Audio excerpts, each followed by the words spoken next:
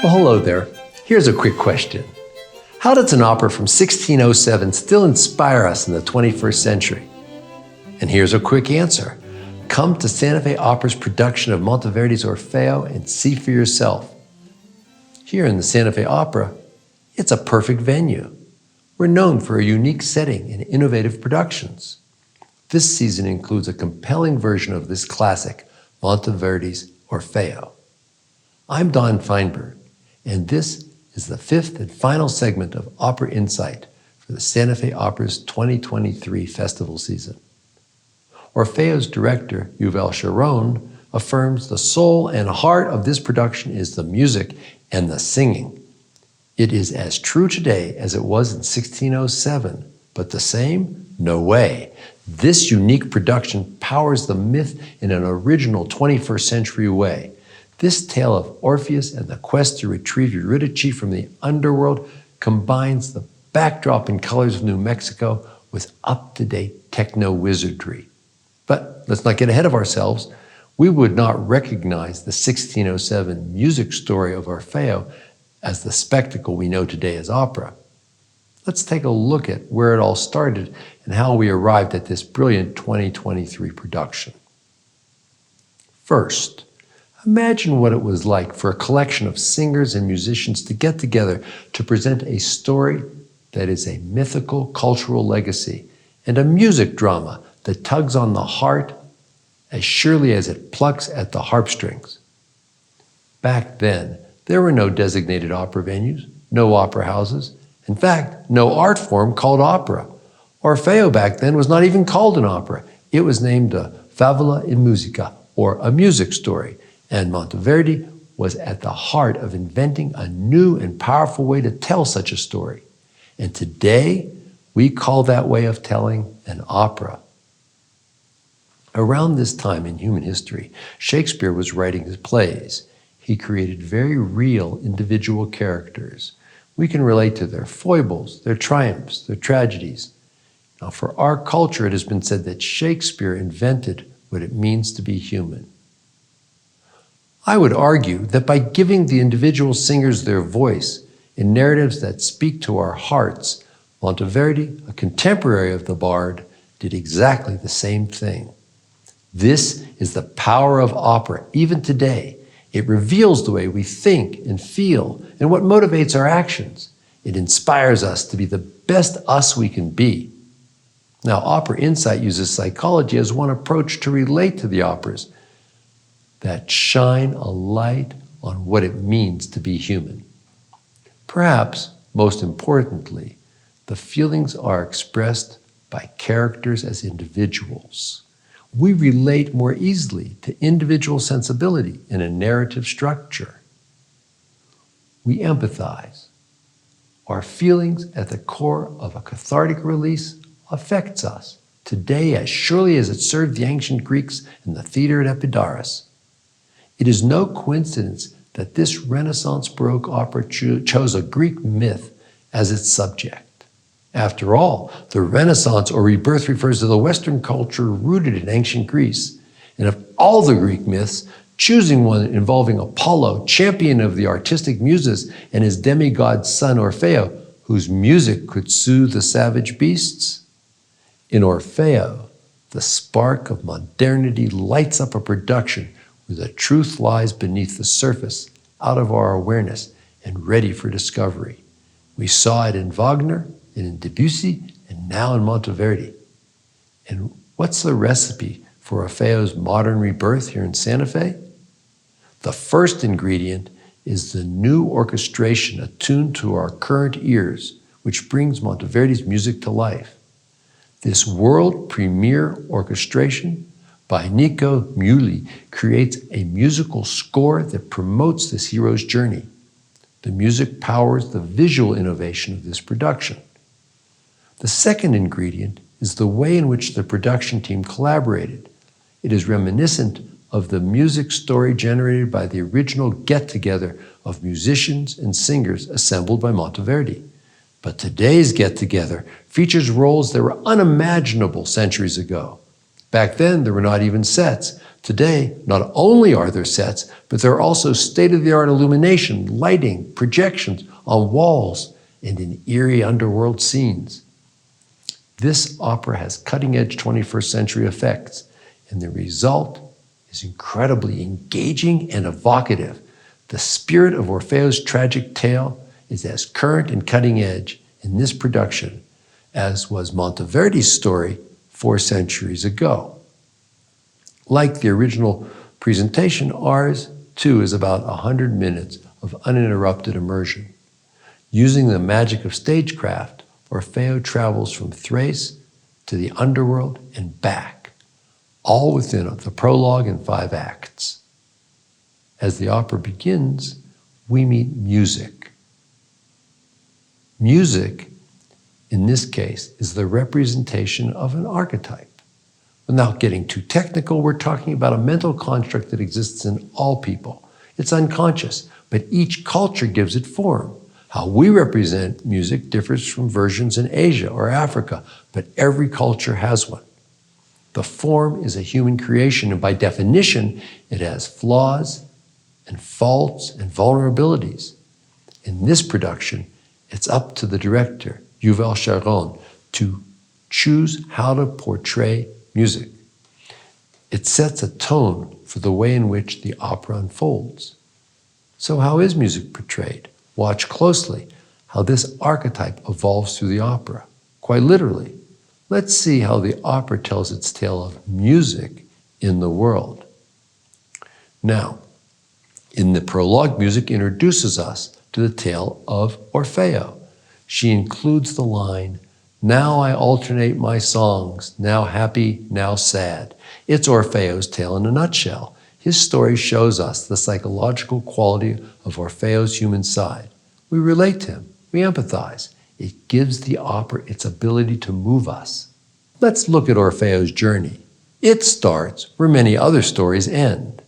In the standard narrative, boy meets girl, boy loses girl, boy unites with girl, and they live happily ever after. Here, we start with the happy couple Orfeo and Eurydice getting married. This would be the happily ever after moment. That is the end of a story, but this story is just beginning. Pay attention to the chorus's description of the courtship. Orfeo was apparently miserable but persistent. He showed that he was highly motivated in his pursuit of his beloved, foreshadowing the lengths to which he will shortly go. Also, the chorus describes the heights of ecstasy he reached when she agreed to marry him. In the first act, the chorus is singing joyfully about the wedding of Orfeo and Eurydice. Their reference to nature suits the Santa Fe Opera House at sunset. The couple exchange loving verses as the skies around us turn sunset mauve. Even at their happiest moment, the chorus reminds them of life's lessons. When things get tough, remember to be resilient and hold out for better times. The chorus sings, "After the sharp frost of naked winter, spring decks the fields with flowers." Psychologically, the quality that allows you to bounce back from adversity is called resilience. That the world hands you setbacks is inevitable. Your well-being doesn't really depend so much on avoiding these challenges, they're inevitable, but rather how well you do in life depends on how you react. Rather than dwell in despair, can you come up with a plan? In short order, Orfeo gets his chance. The wedding celebration is cut short by the messenger announcing that Eurydice has been fatally bitten by a serpent.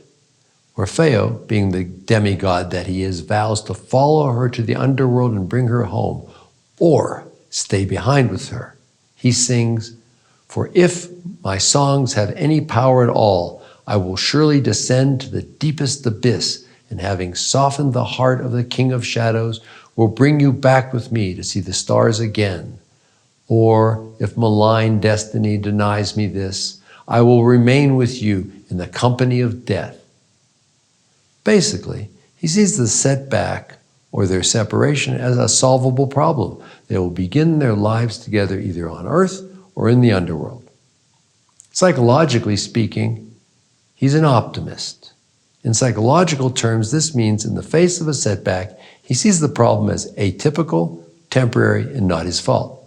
Pessimists, on the other hand, see setbacks as typical, permanent, and inevitable. All their fault. You might say, hey, she's dead. That's about as permanent as it gets. And that sounds pessimistic, not for romantic lovers. For example, in West Side Story, when Tony and Maria sing in their duet One Heart, they conclude with the line, even death can't part us now. And that's exactly how Orfeo feels. In the next act, the reified goddess Hope comes to encourage Orfeo. By design, music has become hope. Literally, it's the same singer. And I believe there is such a great message in this dual role. Because of music, we have hope. Because of music, we have hope. Now, despite Hope's encouragement, she cannot enter the underworld where it says there is no hope. She leaves Orfeo there on the banks of the river Styx. Orfeo pleads unsuccessfully with Charon the boatman to ferry him across the river to retrieve Eurydice. The persistent and motivated Orfeo comes up with a different plan. He plays his lyre and puts Charon to sleep. The hero gets by him, and the quest continues into the underworld domain ruled by Pluton.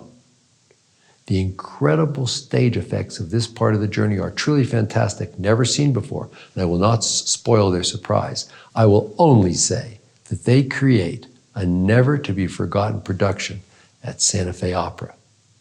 The next act includes the part of the story that most of us remember. Pluton, at the request of his bride, agrees to let Eurydice accompany Orfeo back to the land of the living. But with this important caveat, he cannot look back at her or she will be lost forever. In one of mythology's unsolved mysteries, he chooses to look back and lose her forever. One explanation is that she had to go slowly because of the snake bite. A worried Orfeo lost focus and he turned to help her. Another explanation is that he didn't really trust Pluton to let her go.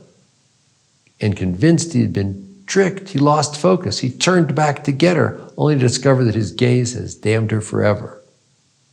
Finally, in this drama, Orfeo fears the furies are kidnapping her, and he figures he can prevent it. Caught up in his own hubris, he turns, and then she is lost.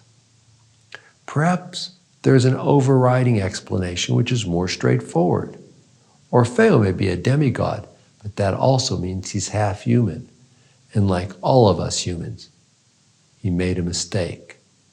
And like all of us, sometimes those mistakes are really big mistakes. Whether because of our desire to be helpful, or not to be duped, or play the hero, our being human causes us to make assumptions and sometimes tragic errors. You know, they say the road to hell is paved with good intentions, and it certainly proved to be true for Orfeo and Eurydice. This is the reason we so readily relate to Orfeo's tragic about face. We too are human. We know all too well the pain of loss. We all know the trouble our curiosity has gotten us into. Orfeo is also a fallible half-human who errs and turns to look at Eurydice. She tragically fades back into the underworld. In the final act, he meets Echo. And like any good psychotherapist, think Carl Rogers, Echo repeats back his last phrase to urge him to continue. From a psychological point of view, Echo is the repetition of his own inner voice. There is no human solution to his loss and woe. His resilience is flagging. It requires divine intervention. Apparently, his father Apollo agrees. The god shows up and tells him so. Apollo goes on to advise Orfeo, "Don't delight too much in earthly delights, for nothing that delights is lasting. Instead, come join me in heaven as an immortal, cherishing Eurydice's fair features in the sun and stars." The opera has come full circle with the intervention of the divine to resolve the unresolvable paradox of love. No matter how well and how deeply you love. By definition, you love in the constraint of limited time on earth. So, this is our fate? Even in the greatest love stories of all time, like Romeo and Juliet, they're described as, quote, star-crossed lovers.